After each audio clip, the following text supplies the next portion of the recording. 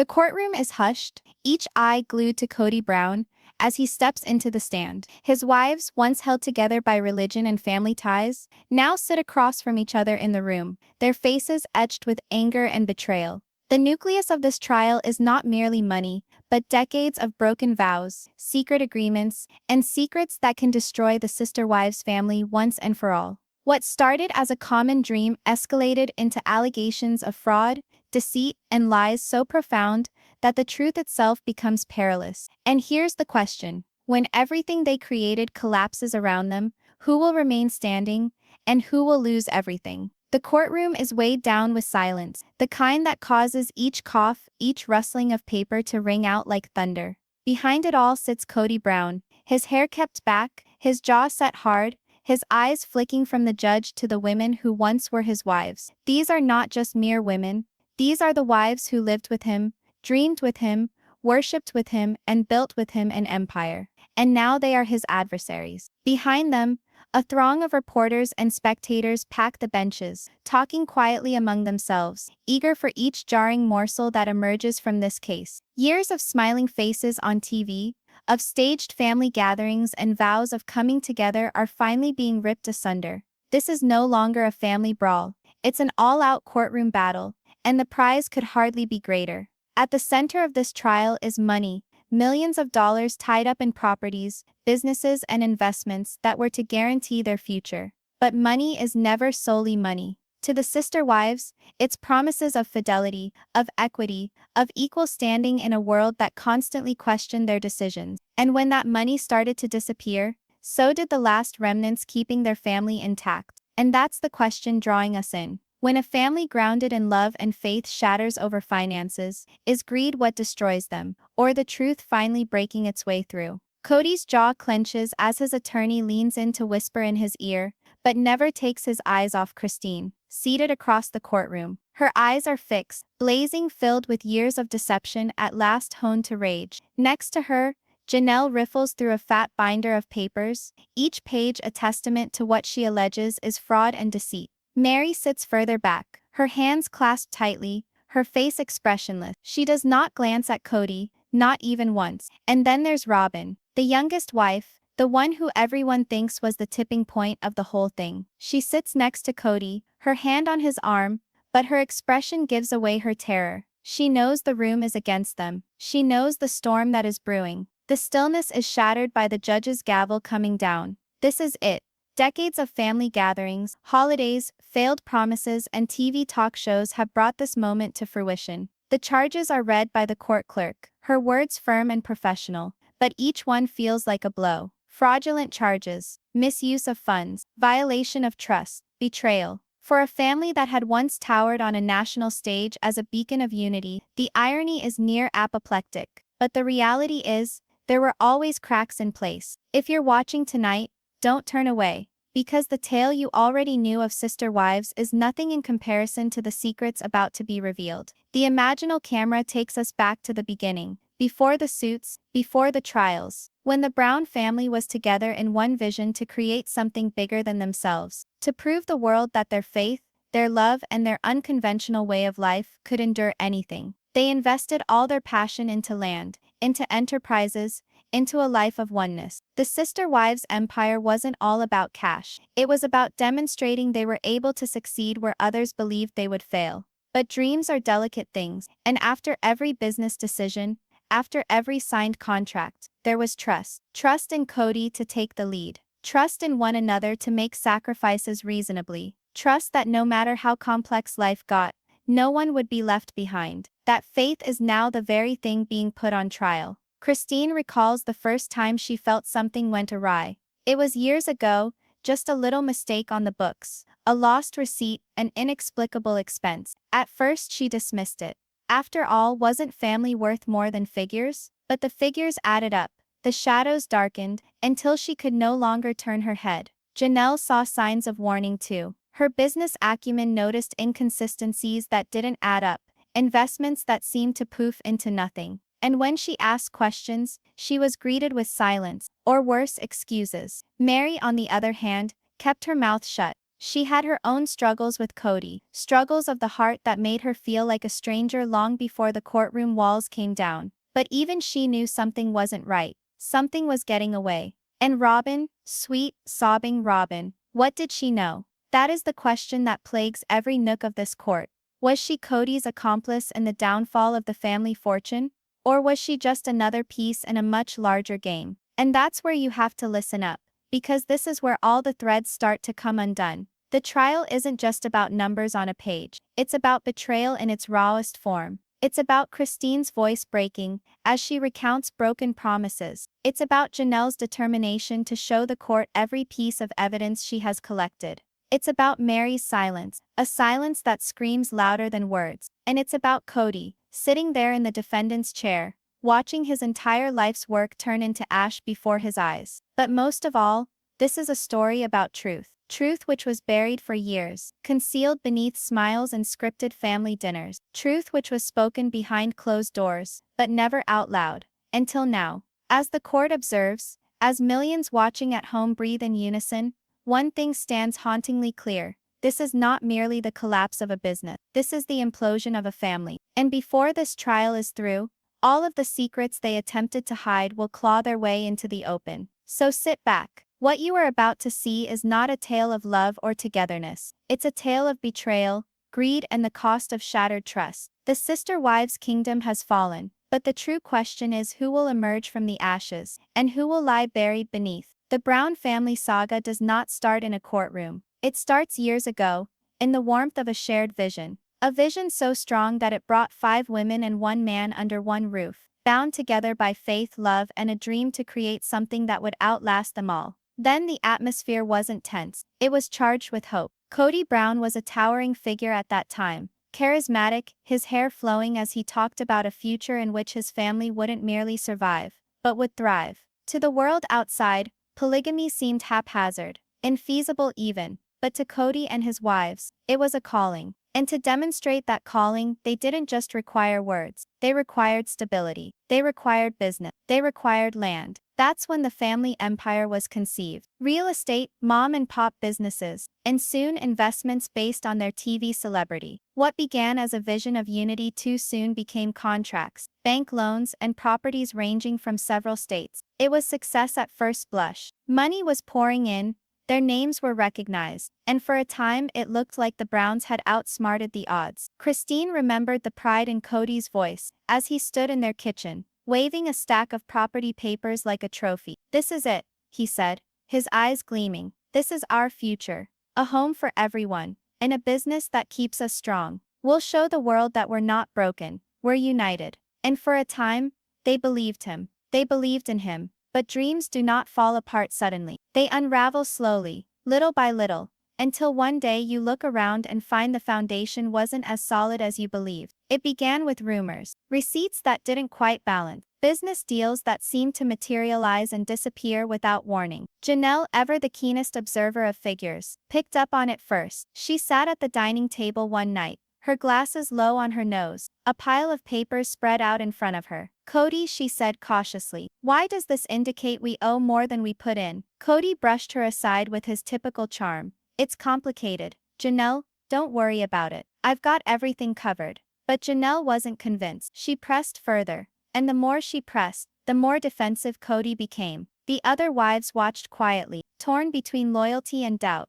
Meri stayed silent, not wanting to ignite another fire. Christine, though uneasy, tried to believe the man she had trusted for decades. And Robyn defended him, insisting that Kody knew best. For a time they suppressed their discontent. After all, family was most important. But with the passage of years, the fissures opened. Investments went bad. Loans accumulated. Vows of joint ownership remained unfulfilled. And gradually each of the wives came to understand that the empire they had assumed belonged to all of them was gradually moving further and further under Kody's command. This is where the seeds of betrayal were sown, and betrayal once sown, only deepens with the passing of time. The tipping point happened when the family enterprise that was once booming due to their popularity started falling apart. Ratings dropped, merchandise sales dwindled, and the houses they had sunk their capital into turned into money-draining rather than money-generating assets. Bills came quicker than checks. Kody kept insisting it was just a phase, that things would get better.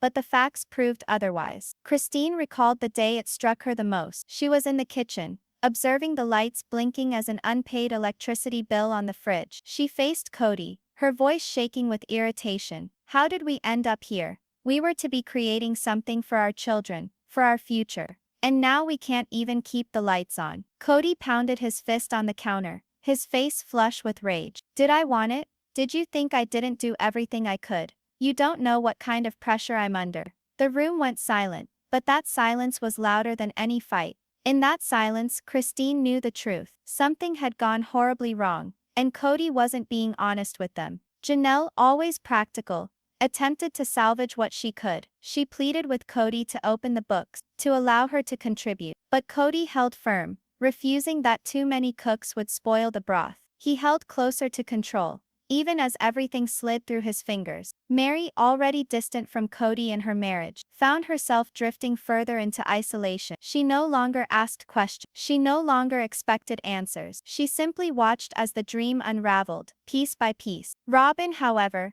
doubled her commitment. For her, being on Kody's side was defending the family. But even she couldn't suppress the anxiety. At night, lying in bed awake, she would look at the ceiling and question whether the man she trusted had brought them all down. And this is where the story takes a turn toward a nightmare. Because when money goes missing, trust goes with it. And once trust disappears, love does not stand a chance. The downfall came abruptly, like a storm raging through their meticulously constructed universe. Bank notices, threats of lawsuit, partners backing out of deals. The family that had looked invincible was now headed for disaster. And when Kody's rationalizations no longer cut it, the wives took action into their own hands. Christine gathered her suspicion, her documents, her memories of every broken promise, and went to a lawyer. It was a step she never imagined she would take, but desperation has a way of pushing people past their limit. When she filed the first lawsuit, it was like lighting a match in a room full of gasoline. Janelle was hot on her heels, refusing to let years of self-denial disappear into the ether.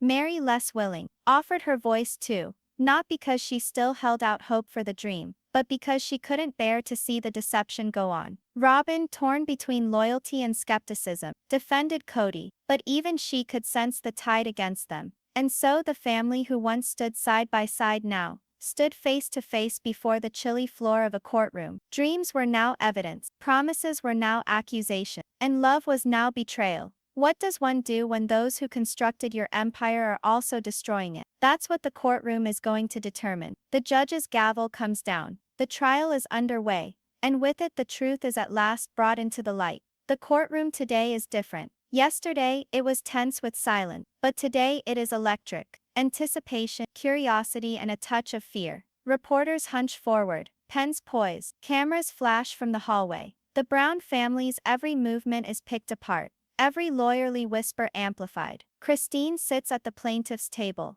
her hands firm but her heart racing. She isn't here as a wife or mother. She's here as a witness to years of shattered promises. Janelle sits next to her, sorting through a thick binder of papers, her glasses low on the bridge of her nose, her face impassive. Meri is sitting some distance away from her, silence a jarring contrast to the fury seething inside. In the background, Kody and Robyn huddle in a whisper with their lawyer. Kody's face is pinched, but his eyes retain the same blaze of confidence he's always had. The conviction that he can talk himself out of anything. Robyn's hands tremble as she holds onto a tissue, glancing frantically at the judge's bench. The court is called to order by the bailiff. The gavel hits the bench, and the second act of the tragedy of this family unfolds. The judge, a strict woman with piercing eyes that see everything, leans forward. We now proceed to examine the financial evidence submitted by the plaintiff. Christine's attorney stands a sheaf of papers under his arm. He speaks with measured assurance. Your Honor, what we are about to present you are not mere figures. They are the tale of a family deceived. These documents, taken straight from bank accounts and property deeds, demonstrate that money was diverted, investments were secreted away, and agreements of equal proprietorship were mere promises. Gasps spread across the courtroom. Kody clenches. Robyn holds his hand in a tight grip. The attorney hands the judge the first file. It is bulky, the type of file with decades of secrets. The judge puts on reading glasses, moving slowly, carefully through the pages. The turn of every page is like a sledgehammer to the man at the defense table. Christine's eyes blaze as she sits there. This is what she's been waiting for. The moment of truth that's no longer over the dinner table, but fact in a court of law. And this is where the audience leans forward, because the documents in that folder contain the sort of secrets that can destroy a family's foundation for all time. The attorney goes on to say, "We have documents that indicate that several properties initially offered as joint investments were actually bought in Mr. Brown's sole name. In addition, loan applications signed without the knowledge and consent of both spouses placed the family deep into debt." The courtroom comes to life. Christine's attorney produces a document and holds it aloft. "This, Your Honor, is a deed to property worth more than $750,000. Mr. Brown said it was bought as part of the family business, but the deed is in his name, and Mrs. Robyn Brown's." The words hang in the air. Christine fidgets in her seat, her cheeks hot with rage. Janelle nods slightly, leaning forward as if to say, "This is what I've been trying to get everyone to see." Robyn erupts into sobs, her voice cracking. "That's not fair. You don't get it. Kody was protecting us. He was trying to protect the family." Christine spins, her voice razor-edged but contained. "Safe? Robyn, we were drowning in debt while you two created your safety net. Don't refer to that as protection. Refer to it what it is: betrayal." The judge bangs the gavel. Order in the court. This is the point at which loyalty starts to fall apart, where love and betrayal blur beyond recognition. Janelle's attorney comes forward next. "Your Honor, we also have bank statements that show deposits of considerable amounts, hundreds of thousands of dollars, into an account that was never revealed to the family. We believe this account was utilized to divert money from joint expenses, leaving the plaintiffs to bear the debt." She places the papers on the evidence table. The judge nods for them to be entered. Kody's attorney stands up, his tone biting. "Objection? These transactions were business expenses. My client was well within his rights to insure his investments against bad deals." The plaintiffs were aware of the risk, but the judge's gaze slits. "Objection overruled. The documents will stay on the record." Kody's face flushes. He leans towards his attorney, muttering angrily, his jaw clenched. Christine, sitting across the aisle, feels a rush of vindication, but it is a bitter taste. Each item of proof, each receipt, reminds her of trust shattered past mending. The day wears on with the introduction of additional documents, emails between Kody and business associates that never involve the wives, contracts signed in silence, and loan applications covered with suspicious signatures. Bit by bit, the vision of one big happy family breaks into dust. At one time, Janelle is summoned to the stand. She braces herself, holding on to her binder, and strides forward with determination. The clerk administers the oath, and she sits, her gaze focused intently on Kody. "Mrs. Janelle Brown," the attorney begins, "what was your role in the family business?" Janelle swallows hard. "I managed the money the best that I could. I recorded, I balanced, but there were always holes, always figures that did not add up. Every time I asked Kody what was going on, he blew me off. He told me not to worry about it. But I knew. I knew something was amiss." "And when did you first see the scope of the problem?" Janelle breathes slowly. "When the bank called me in about a loan I didn't even know I had. My name was on it, Christine's too, but neither of us signed for it. That's when I realized we weren't business partners in this empire. We were pawns." Gasps fill the courtroom. The judge leans forward. "Are you saying signatures were forged?" Janelle nods, her eyes welling up with tears. "Yes, Your Honor. That's precisely what I'm saying. And this is the bombshell that flips everything upside down. Forged signatures amount to fraud. And fraud means the stakes of this trial just went through the roof." Kody bangs his hand on the table, unable to keep himself contained. "That's a lie. I never forged anything. This is just another smear against me. Another attempt to turn me into the bad guy." The gavel of the judge cracks. "Mr. Brown, you will stay silent unless addressed." Kody slumps back, furious, his chest rising and falling as he puffs out thick breaths. Robyn clutches his arm,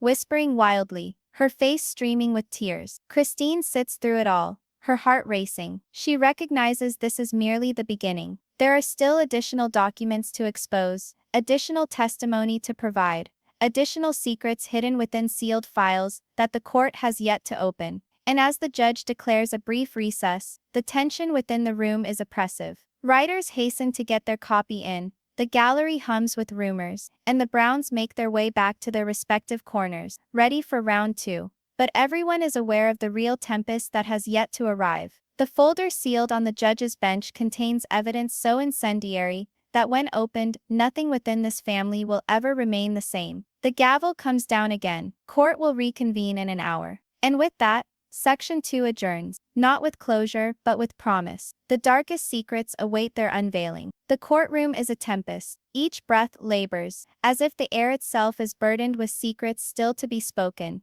The judge requests quiet, but the turmoil within the sister wives' household will not be stilled. Christine leans forward, hands shaking as she holds fast a pile of papers. Her gaze jumps to Kody, her voice trembling. "Your Honor," she starts, her voice slicing through the quiet. "These documents confirm that Kody wasn't merely negligent with our finances. He intentionally moved assets into accounts that only he and Robyn had access to." Gasps emanate from around the room. Meri covers her mouth, her eyes wide with betrayal. Janelle shakes her head, disbelief slamming into her like a wave. Robyn clutches the edge of the table, her face white. Kody bangs his fist on the table. "That's not true. You're interpreting everything. Those accounts were for protection of our family, nothing else." But the look in Christine's face contradicts her words. And just as you think you've heard the worst, the truth takes a darker, more sinister turn. The judge takes the papers from Christine's fingers and reads them hastily. "Mr. Brown," he commands in a low, regulated tone.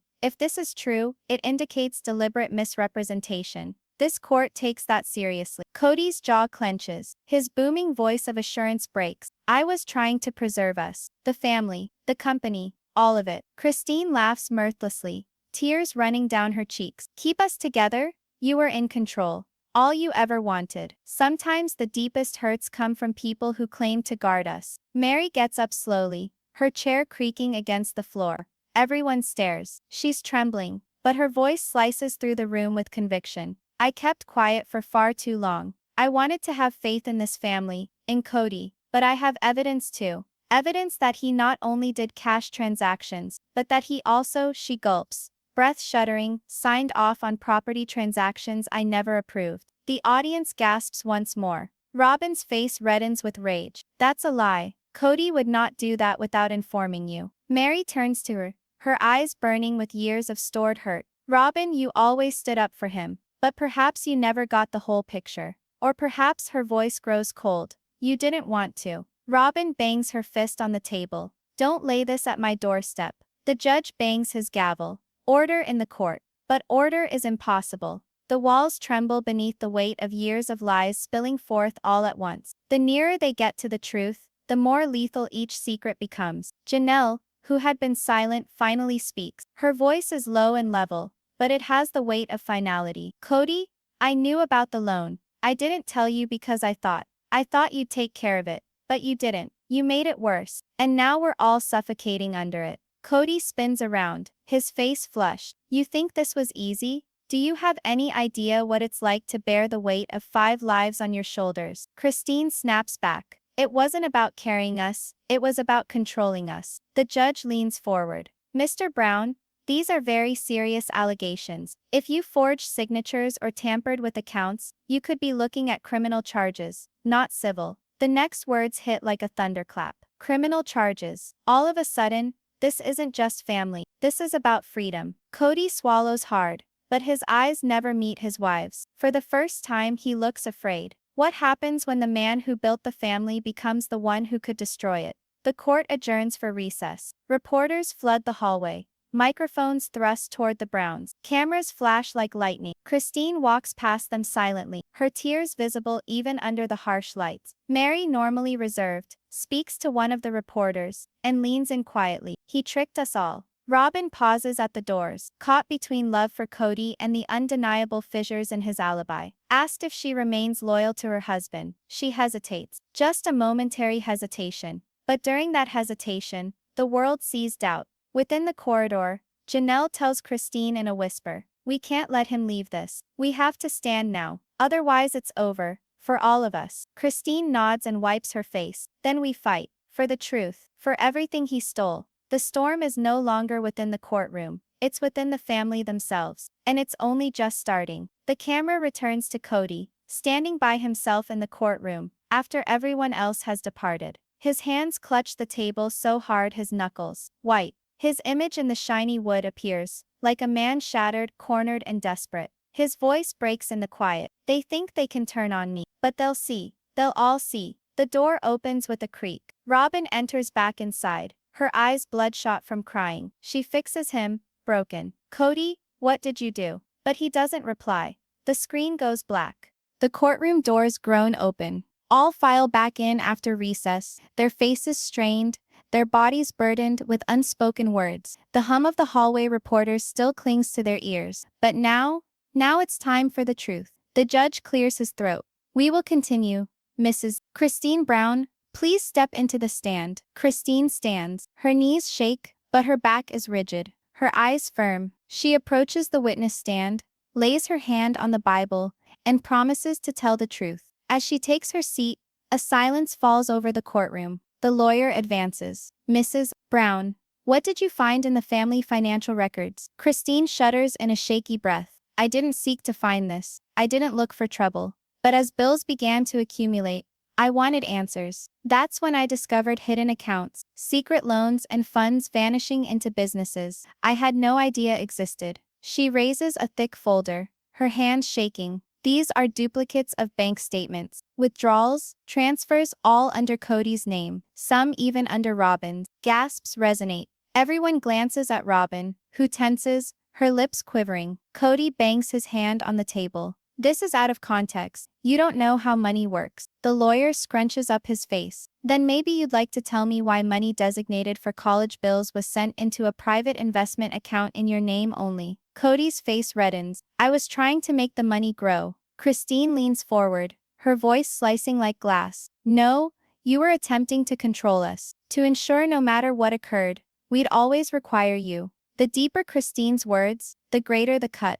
And when the cut is made, there's no means of stitching the family together. The lawyer places the papers on the table. Your Honor, these records indicate willful misappropriation of family funds. The judge nods seriously. This is disturbing evidence. But Christine's not done. She produces one final document, her hand shaking. This is the worst part. He signed me for a business loan. Without my permission. Without my signature. The courtroom is in an uproar. Meri gasps out loud. Janelle clutches the edge of the bench. Robyn breathes softly. No, Kody. Tell me that isn't true. The judge bangs his gavel. Order. Christine's voice breaks, tears streaming. I never signed this. I never agreed to this debt. But my credit, my future. It's over because of him. Kody shakes his head, his voice hopeful now. I did it for us. I thought if I could just make the business work. Meri rises abruptly, her chair scraping back. Enough. Everyone looks at her. Her voice shakes, but it's stern. You didn't just do this to Christine. You did it to me too. The judge arches an eyebrow. Mrs. Meri Brown, are you alleging? Yes. Meri cuts in. She bangs a folder down on the table. These are papers with my signature. But they're not mine. They're forgeries. He duplicated my handwriting. Gasps echo through the courtroom, like thunder reverberating through a valley. And in a moment, the narrative changes. Betrayal to something criminal. Kody lurches to his feet, yelling, that's a lie. I never signed anything fake. The judge scrunches up his face. Mr. Brown, if these charges hold merit, you'll not only be charged with fraud, but perjury. Do you comprehend the severity of this? Kody's lips quake, but no sound escapes. For the first time, the man who never had a moment without a response, never didn't have a handle on something, is quiet. Robyn's face is slick with tears. She regards Kody as if she sees a stranger. Tell me you didn't. Please, Kody. Tell me you didn't do this. Kody does not respond. Christine puts her head down, speaking in a whisper through tears. That's all we ever wanted. The truth. But you buried it in lies. The lawyer turns to the judge. At this time, Your Honor, we'd like to enter these documents into evidence and request handwriting analysis. The judge nods. So ordered. Once a trust is lost, even love cannot restore it. And within this courtroom, trust has been reduced to nothing more than ashes. With evidence mounting higher and higher, the wives come together in a manner nobody anticipated. Christine, Meri, and Janelle lock eyes, an unspoken agreement building between them. They might have been parted for years, but in this instant, they are united. Robyn, caught between the devotion she feels toward Kody and the undeniable burden of the proof, mutters to herself, "How much more can I defend?" The lawyer turns to the wives. "Mrs. Janelle Brown, would you please testify next?" Janelle slowly nods, standing up. "Yes. Because it's time the world sees who Kody really is." The camera cuts to Kody's face, pale and shaking, as his empire of control disintegrates before him. But what follows will shake the courtroom to its foundation. Because Janelle's testimony doesn't just uncover bookkeeping deception, it uncovers something much more catastrophic. The courtroom is abuzz with whispers. The air is heavy, thick, like a storm weighing down on the room. Reporters lean forward in their chairs, pens ready. The wives look at one another, silent and in tandem. The judge summons her. "Mrs. Janelle Brown, come forward." Janelle gets up slowly. She is calm, but her complexion is pale. She is always the level-headed one, the practical one. And now she is certain her words might just save them all, or consign Kody to eternal death. She stands, takes her oath, and sits down. The lawyer comes over slowly. "Mrs. Brown, you've been with this family for years. What have you found?" Janelle takes a deep breath. "Your Honor, I was the bookkeeper. For years I handled most of the family bills, monitored expenses, kept records, but gradually Kody began to lock me out of the money. He said it was too complicated." Her gaze darts over to Kody, who clamps down on his jaw. "Initially I believed him, but then, I began to notice inconsistencies. Loans that I never authorized, signatures that weren't mine, debt accumulating. And when I asked for explanations, he accused me of being paranoid." The attorney leans in closer. "And what did you do when he brushed off your fears?" Janelle straightens her spine. "I hired a private investigator." The courtroom fills with gasps. Kody pounds his fist on the table. "You what?" Janelle doesn't blink. "Yes, I wanted the truth. And what I discovered." She swallows worse than I could have ever imagined. Because sometimes the worst pain of the truth isn't the money stolen, it's the lies that lie in wait. The attorney raises an unsealed envelope. "Your Honor, we'd like to introduce the results of that investigation." The judge nods. "Please proceed." The attorney sets out photos, documents, receipts. These documents reveal Mr. Brown secretly moving money into private accounts. But that's just the beginning. They reveal hidden title deeds, homes, land, bought under shell companies traceable back to him. Gasps again. Christine puts her hand to her chest. Meri shudders her head in shock. Janelle's voice trembles, but she continues. "He wasn't just hiding money, he was hiding lives. He purchased property in other people's names. He kept them off the books. And I think," she swallows hard, "he was planning to leave us behind." Everyone's eyes shift to Kody. Christine breathes softly. "Oh my God," Meri says under her breath. "All these years," Robyn cries openly. "Kody, don't tell me this is true. Tell me you weren't going to leave us." Kody sprang up, bellowing, "This is insane. I did it for the family, to keep us from bankruptcy, from the legal system, from the outside world. You don't realize the stress I was under." The judge bangs the gavel. "Order," but the attorney doesn't let up. "There's one other piece of evidence, Your Honor. The investigator found forged life insurance policy." The courtroom comes to a standstill. Christine breathes softly. What are you saying?" The attorney goes on, his voice slicing like a knife. "Policies naming beneficiaries, altered without the knowledge of the wives. Policies worth millions. And the signatures?" He holds up a blown-up version. "The signatures were forged." Meri gasps, her knees almost buckling. Christine covers her mouth in shock. Robyn shakes her head brutally, muttering, "No, no, no." Janelle's voice breaks. "He altered everything. If one of us was hurt, none of our kids would have seen a penny. It would have all gone to him, to his accounts, to his agendas." The whole room remains in silence, transfixed. The burden of betrayal looms like a noose. The prosecutor stands up. "Your Honor, at this juncture, we're not even talking about fraud anymore. We're talking about forgery,